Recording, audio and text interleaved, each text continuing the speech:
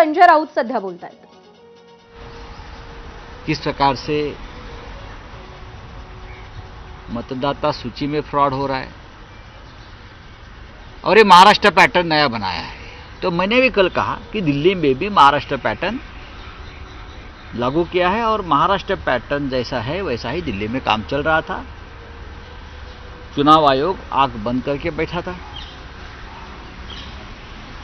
और मुझे कल पूछा, मैंने कल कहा कि 39 लाख वोट जो महाराष्ट्र में 5 महीने में बढ़े, उसका आगे क्या होगा। तो मैंने ये कहा ये 39 लाख वोट अब बिहार में शिफ्ट हो जाएंगे, उसमें से कुछ दिल्ली में भी आए। लेकिन प्रधानमंत्री 10 साल से दिल्ली में थे, लेकिन वो दिल्ली नहीं जीत पाए। तो उनकी एक आखिरी इच्छा रहेगी, शायद राजनीति में होती है, कि मेरे होते हुए दिल्ली में जीतना चाहिए। तो किसी भी हद तक जाकर दिल्ली में जीत हासिल करने की कोशिश हो रही है। अब तक पूरा निर्णय आया नहीं है, कांटे की टक्कर है। अगर कांग्रेस पार्टी और आपका मनोमिलन होता तो अच्छी बात रहती। उमर अब्दुल्ला ने अभी उमर अब्दुल्ला ने संदर्भ दिया है, नहीं लड़ते तो नतीजा नहीं। उन्होंने ये कहा है अब और लड़ो और एक दूसरे को समाप्त करो। मैंने भी, हम पहले दिन से हम यही कहते थे कि अगर आप और कांग्रेस दोनों का जो राजनीतिक प्रतिद्वंदी है, मैं शत्रु नहीं कहूंगा, वो भारतीय जनता पार्टी। हमको भारतीय जनता पार्टी की हराने के लिए, सत्ता से दूर करने के लिए आप भी लड़ती है, कांग्रेस भी लड़ती है, लेकिन अलग अलग लड़ते हैं। अगर एक साथ होते तो दिल्ली का नतीजा डेफिनेटली पहले 1 घंटे में ही बीजेपी की हार सुनिश्चित हो जाती। लेकिन कांग्रेस कुछ खास परफॉर्मेंस नहीं कर पाई, सिर्फ एक जगह पर ही वो आगे दिख रही है। खाता खोल दिया बस, और क्या है। खाता खोलने के लिए ही सब लोग उतरते हैं मैदान में,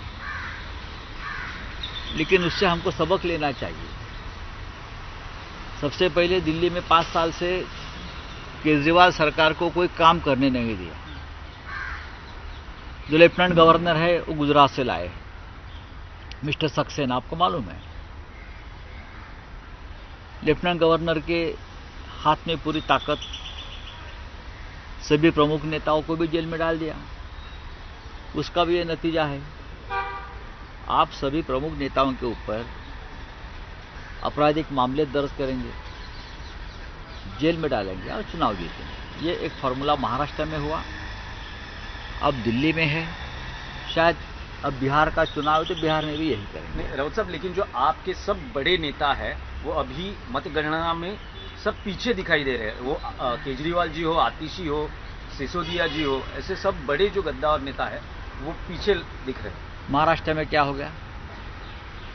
महाराष्ट्र में क्या हो गया? मैंने बोला ना, महाराष्ट्र पैटर्न। ये महाराष्ट्र पैटर्न, लीडरशिप को खत्म करो। जो लीडरशिप मोदी जी के सामने खड़े होने की कोशिश करती है, उनको हर हाल में खत्म कर दो, हरा दो, चाहे कोई भी कीमत चुकानी पड़े, हरा दो। लेकिन ये महाराष्ट्र में हुआ है, ये हरियाणा में हुआ। लोग क्या आपको लगता है बीजेपी को वोट कर रहे हैं? नहीं, बीजेपी को वोट करना कोई नहीं चाहता है।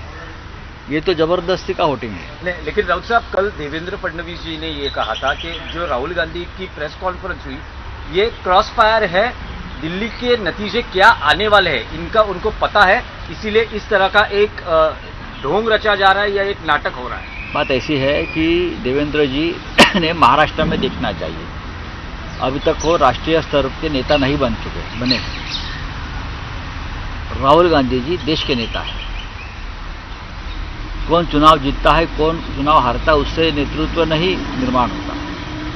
लोग किसको स्वीकार करते हैं। अगर आप लोग बोगस वोटिंग कर जीतोगे तो आप नेता बन गए। आप बोगस नेता है सब लोग।